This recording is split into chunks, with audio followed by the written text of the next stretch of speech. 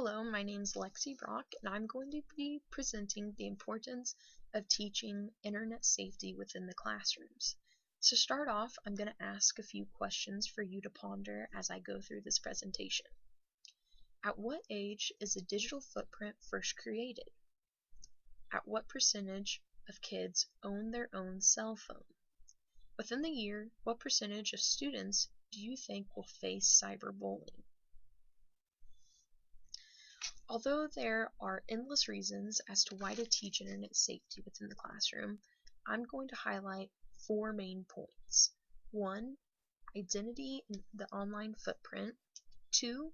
Plagiarism and the reliability of the internet. 3. Cyberbullying. And 4. Online access. The coin term, "smile, you're on candid camera," comes to mind when discussing identity on the internet. With people posting pictures and information of their personal life, there is a positive effect. That positive effect of keeping in touch with old classmates or new friends and having them like that picture and comment and connecting with one another is a positive benefit. But there is a negative side. That negative side of people taking your photos that you post online and impersonating you. Not only impersonating you, but taking the photos that you've posted of your child and using them as their own and acting as if your child are theirs. And on a more serious note, sexual predators taking those photos and acting as if they're in a chat room, or they post these in a chat room with other sexual predators. A recent article on Fractus Learning posted 92% of mothers upload images of their children by the age of 2. When children start using these online resources, not only just the internet itself, but making a Facebook profile or other social media applications, they inherit an online presence. This is what we call a digital footprint. Previous generations didn't have this resource. When we were growing up, our mother and fathers and grandparents showed us our photo albums inside of an album. This now is this generation's photo album. The internet is a photo album. This could be a positive thing of never losing those photos in case something tragic happened, but there is a negative effect of the wrong people getting hold of those photos. Not only is our photos being shared of personal information, but everything from a child's social security number to medical records can be found on the internet. And this is why it's so vital to not only educate this generation of children of what to post and what not to post, but also the parents, teaching the parents of why you shouldn't post things of your children, because this is what our children are going to grow into, is this digital presence that we have created for them. With the world living in a state of acceptance, the amount of images or personal information uploaded literally reaches thousands of people. Do we really want this though?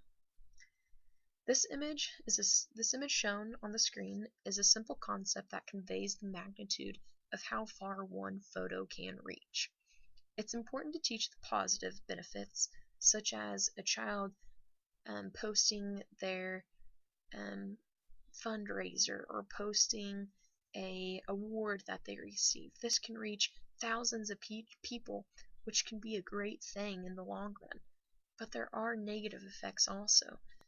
As a parent sharing a photo of a child, this could reach thousands of people, but one in that thousand could be a sexual predator or could use that information in a wrong way.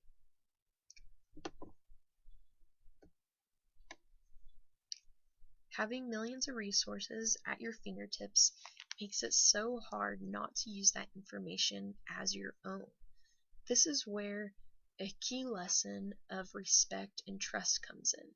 This is where we teach our future students and students now internet manners. Not only having the respect for one that they put in hours of work to make this huge research paper, and just you not copying and posting it and turning it in.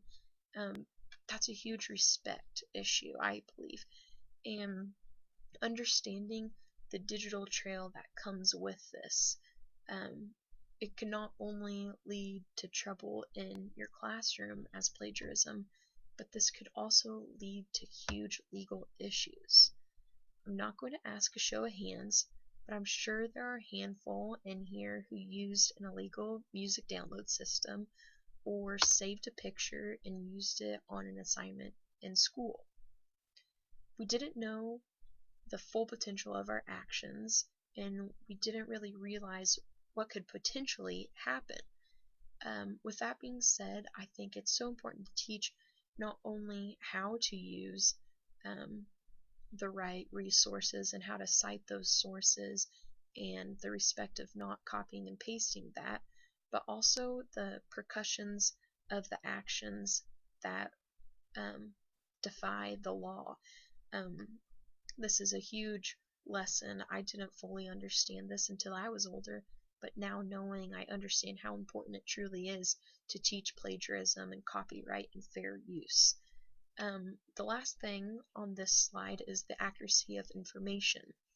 Just because you read it in an email or see online that one of your friends shared doesn't necessarily mean it's true. People take information and post it, but it doesn't mean that they have the right citation of using this information. An article can be found online and a picture can be shown on that, but it doesn't mean that this website took that picture, had an employee take this picture. This picture can be taken from a previous article. Like I was talking about digital trail, it's important to find the main source that this picture or this quote came from, because that's what gets in trouble in the way of trusting what you read online. When I do research projects, I typically use websites that end in .gov or .edu. Not that these websites are better than others, but these websites have more credible information that you can rely on to put in your websites. Bullying of any kind is a barrier to learning in the classroom. Children learn best in a safe environment, and this is why I picked cyberbullying as one of the main points.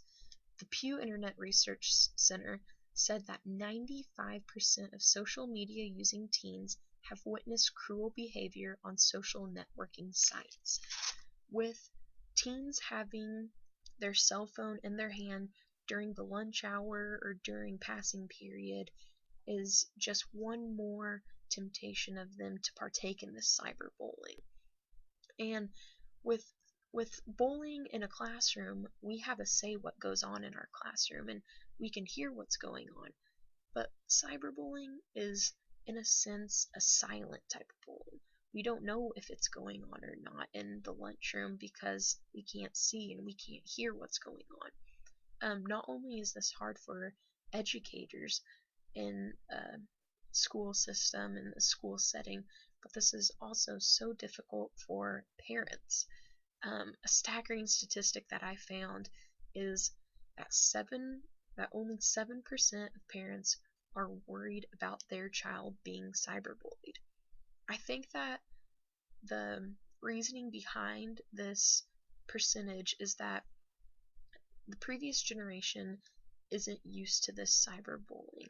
I believe that they were more of a playground bully generation, where if someone needed to say something or someone had a problem or if someone was being mean, it was face to face. But now with cyberbullying, it's so much easier for kids to say degrading things to one another on the internet without having to be face to face.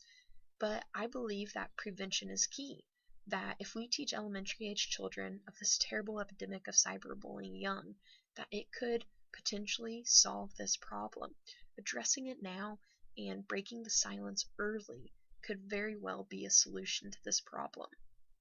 This could break this growing cycle we have now of depression and suicide within the teen years that has grown rapidly in the past 20 years. Ease of access. The presence of technology in a classroom is growing every single year, from students having an iPad right in front of them to going to a library full of laptops or full of computers just there for a learning experience. We could use it as a positive classroom tool. I believe the use of the internet can be used to explore, to excite, and to enhance the learning experience in the classroom. This is why teaching children how to use the internet and how to use it the right way is so important. If we teach these children correctly on how to use this, they could utilize the internet to its full potential, not only in a personal life of researching things, but in an educational standpoint. This could make good papers into great papers.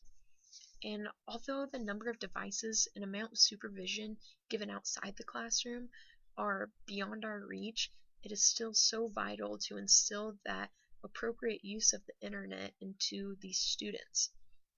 As of September 2014, Pew Internet stated 95% of all teens were online.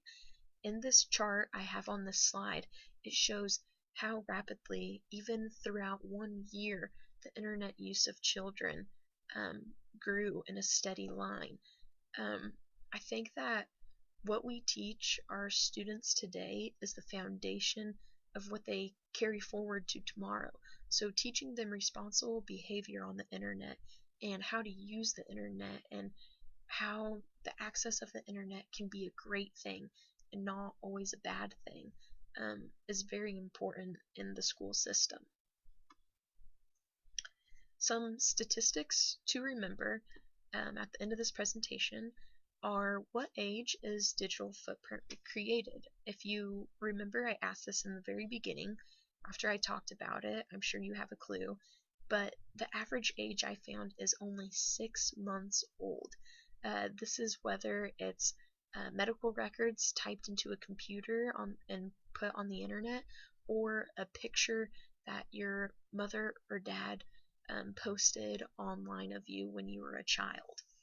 The next question is: what percentage of kids own their own cell phone? CBS did a research project, and they found that 80% of kids from the ages 12 to 17 own their own cell phone. This can be a great thing, or it can be a negative thing, but it's our choice to either teach these children how to use those cell phones and not to use those cell phones. Within the year, what percentage of students do you think will face cyberbullying? The Pew Internet Research Center stated that 33% of children will face these problems. Like I said, if we break the silence early and teach these kids the effects that this has, I really believe that we can decrease that number in the years to come.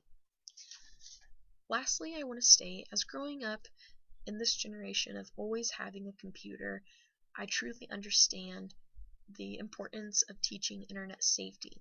Although the internet was used for a million different reasons when I was a child, as it is to now, I think that the world is always going to grow and evolve, and it's our choice to teach those right lessons and how children should use the internet.